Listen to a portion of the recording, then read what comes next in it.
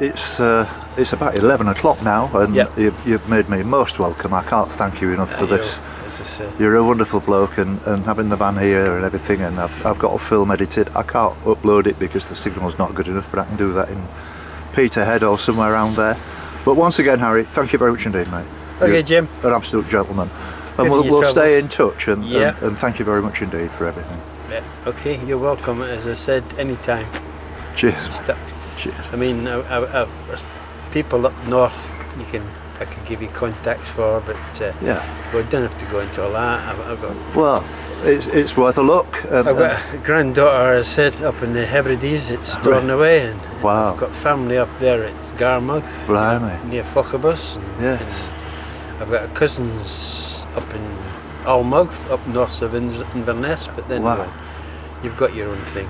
You're very independent. I can see that. Well, it's not so much a case of being independent; it's that I move rather quickly, and you know, and that's. It's very difficult to plan more than 24 hours ahead any day. Okay. And you never know all the little things that happen, and you know. Yeah.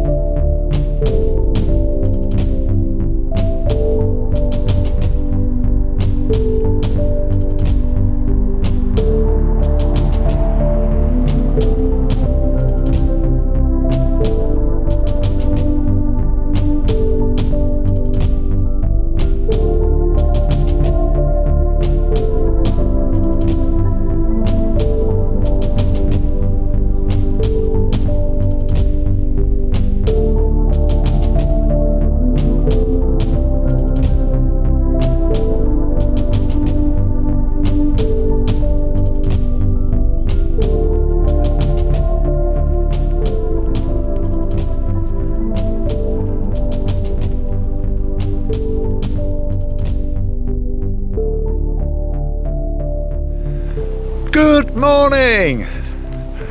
It's around about 9:30 on Saturday the 24th of August, and here I am in Newborough. I've just walked down here from Balmedie, which is where my good friend Harry lived, if you remember, the gentleman who very kindly invited me to stay at his house and put the van on his drive. And we had a lovely old night, you know, just having a few beers and talking like a couple of old codgers do, you know, and stuff. And I say that in the nicest possible way, because he was 78 years old. It's unbelievable that he still gets his wetsuit on and goes for a dip in the sea and on a beach where it's completely and utterly deserted. And I walked along that beach, as you saw, and God, it was amazing, absolutely amazing. And I've never felt so knackered after walking 6 miles along a beach like that. And it was getting a little bit worrying, really, because I was running low on water a little bit. I was drinking a lot of water as well, and I had to keep some in reserve just for an emergency, and I was gagging for a cup of tea. And it was quite a horrible moment, to be honest with you. I didn't enjoy it at all. And it got me to the point of thinking, well, if this is what the beach is going to be like from here all the way up to Peterhead, this is going to be a problem. And that has actually got stuck in my head, because it is a problem. It's apart from the fact that it's hard walking, it's hard road walking, it's hard beach walking. I've got no other alternative. But it does. It's hard. It's very hard. It's a little bit windy here, and so I'm going to stop walking and sit down and talk to you. Just give me 5 minutes to find a bit more of a sheltered area, and I'm making my way along this road to the beach.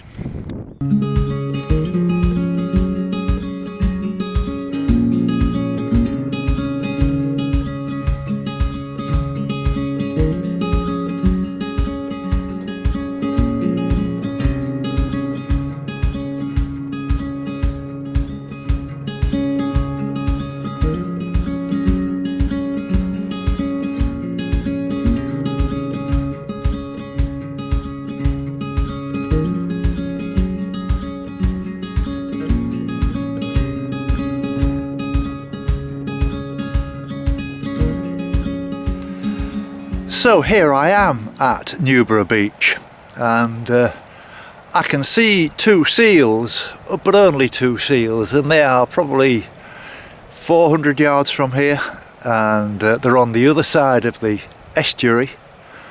I can see them sort of wobbling about a little bit, but it's not what it says on the tin, really. There's not hundreds of them or anything like that. There's only a couple. A bit disappointing, I reckon, for a lot of people, but I don't know anything about the tide conditions. Or I was just talking to a local lad who was saying usually there's dozens of them, you're just a bit unlucky. Well, I suppose that happens, but at least I know where I'm going now. I know I need to turn left, and I can just keep walking along this river, and that will take me back to the main road. So what have I been doing? Let me explain. And yesterday I was with Harry at Harry's house, and I thought I'd take advantage of, not advantage of Harry, I mean, he did kindly offer to let me use his electricity, and it saves me using my battery on the van and ticking it over and petrol and diesel and all whatever. So I did actually edit just a short film when I walked from Aberdeen up to Balmedie, which is where Harry lived. And I'd already done 14 miles, which is quite unbelievable, really, to get. That's because I walked right the full length of the docks and back up again and on the beach. And Balmadie is, in fact, about maybe 2 or 3 miles inland, actually, from the beach. But it was great to spend some time with him, as I was saying. Absolutely lovely fella. And when I finish this walk, I'm going to call in and see him on my way back. And he's also offered to get in touch with his daughter and son-in-law, who live further up, not at this side of Inverness. And so, yeah, sure, I'd love to see his daughter and son-in-law. They sound very nice people. And I'll just wait to hear from Harry, who unfortunately is not on a computer and is not on a mobile either. But I will be back in touch. I felt a bit low actually yesterday. Having left Harry, I thought, well, by the time I actually got away and everything, and I had some shopping to do, which was quite urgent, so I had to find a place that had a supermarket. And so I thought, well, I'll go the whole hog here and drive up to Peterhead, which is going to be my next destination. And it's a long way. And I just wanted to look at the state of the roads, and I just wanted to look at the state of the beaches and all the rest of it. It looks to me as if it's very much the same kind of thing, all the way up to that top right-hand corner, where there's another big port, Fraserburgh, and that's going to be the turning point where I've gone as far north as I can on this kind of chunk of land, and then I turn left and along the coast, sort of walking directly to the west, walking towards Inverness. So I sat and thought all this out really, and worked out all my figures yesterday, bearing in mind that today is I'm 500 days into this walk. I've done over 3,900 miles now, and I've got roughly 250 miles to go. I did put a note on Facebook this morning, and I got quite a nice little response from that. Just lets people know what's going on. And so I had a day off yesterday, which I didn't really want, but I just didn't, honestly, just didn't feel like it. I felt tired, I felt quite down, and wondering what am I going to do. So this morning I was up early, got the bus, made an early start, and the only thing I'm going to do is walk it off. I think one of the things that was worrying me was the effects of that walk had on me on the beach the other day, when I walked up from Aberdeen, and how dangerous it can become. And it's got to be said, it was very, very hot, and it was a very strong breeze, whereas today it's very cool. There is a wind blowing, but it's not affecting me like it was the other day, and I'm not too worried about it. And I'm not on a beach, but I'm going to have to go on the beach at some point. I can't make a film of just walking the beach for 15 miles or just walking the road for 15 miles. So I'm going to have to sort of split it up as best I can to make it of interest to you, and more importantly, interest to myself. It's a really hard work, hour after hour, on a really soft white sand. It's the kind of stuff that they put in egg timers. It's that fine. And walking, as I was explaining to to Harry, you've got to find the line. There's where the tide's been and gone, and then there's the fine sand that didn't get reached by the previous tide, and anything in between that can be either really soft or really solid, and it's a 50-50 chance. But once you find that line, you can actually walk quite quickly. If you don't find the line, it's a struggle. And finding the line is very important, and I'm sure all you experienced walkers will know exactly what I'm talking about and how difficult it can be. So I had a really good telephone conversation with several people on Thursday evening. That was the 22nd, one of them being my son, whose birthday it was. I had quite a nice chat with him, and everything's fine, and I'm looking forward to seeing him, and he wants me to go fishing with him in October, which sounds brilliant. Spending 2 or 3 days at a really nice lake not far from Hull on the south side of the river. It's his favourite pond, and he's been pulling out some big fish, some 25, 30, 40 pounders, and so he said, "Dad, you've got to come, it's bang on form, and we'll spend some time there." I also had a very nice conversation with two people that you'll have heard of. I'm sure a lot of you will have heard of, Keith and Bernadette, who have a vlog called The Tiller People, and it's in the world of narrowboats. And as I've said to you before, they are the king and queen of narrowboats, and I was on the phone with them for maybe half an hour, just having a really nice chat. What absolutely wonderful people they are, and I'm looking forward to going and paying them a visit when I get the opportunity, and that's going to be fantastic. I'm really looking forward to that. I also had a very long chat with Nicole, who I haven't heard from because she's been so busy with a new job, and she said, "I'm really sorry, Jim," she said, "I'm so busy teaching and I'm sort of marking papers and I'm trying to keep the house tidy, and everything's, you know, it's been such a massive sort of change in my life, but she's fine and she's really looking forward to coming to walking with me again." She says, "Just, you know, be patient, I'll be there at the first opportunity, and I'm really looking forward to a walk, but at the moment I'm just absolutely bogged down with learning the job, getting to know the people, getting to know my pupils, blah blah blah blah blah." So that gave me a real lift speaking to those lovely people. And as I say, yesterday I just took it very steady, and I'd like to think that I'm sort of back on form from today, and I'm just walking as far north as I can. I left the van in Peterhead, got the bus down, the very first bus down, and I'm just going to walk as far as I can, and when I've had enough, I can just get on the bus to Peterhead, which looks to be quite a nice place actually. It's completely different to anything else I've seen, and in terms of being a port, yeah, it's a busy port, but it's I've never seen anything quite like it, in that this is like a northern Scottish city which is above Aberdeen. They all look a bit the same south of Aberdeen, but this is a different thing. It looks like completely unique. So that's it. That's brought you up to date, and I'm feeling fine. I'm feeling better. I get like this occasionally, where it's a natural thing, you know, where it seems to be almost like all bed and work, if you understand what I mean. Even though it's a lovely job walking the coast of Britain and everything, sometimes, you know, I'm just thinking, I've got about 240 miles to go, and I'm thinking, God blimey, you know, that's a big walk, but I'll do it. I'll do it.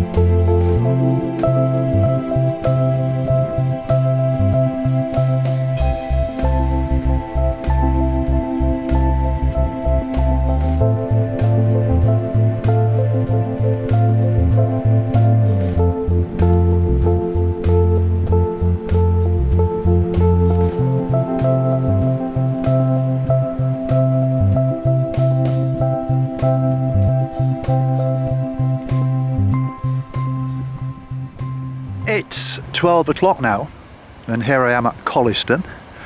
I found the coastal path, so I'll have a rest from road walking for a while now. There isn't a beach here. There is a beach quite a lot further up towards Cruden Bay, and it only looks quite a short one, so it doesn't look too bad. It's not like when I was walking on Thursday, where it was a really wide, lively kind of beach. There's nothing along here until you get up to that end, so we're talking about another maybe 5-10 miles yet, if that. So it's going well. I'm doing okay. I'll be very, very pleased to tell you that I got a phone call from Ralph not that long ago to say that he's definitely going to be coming up. I know it's been awkward for him, and I know it's been on and off, but he's very determined, and he asked me when he would want me to come to walk with him. And I reckon the best advice I could offer him is to join me when I get to Inverness,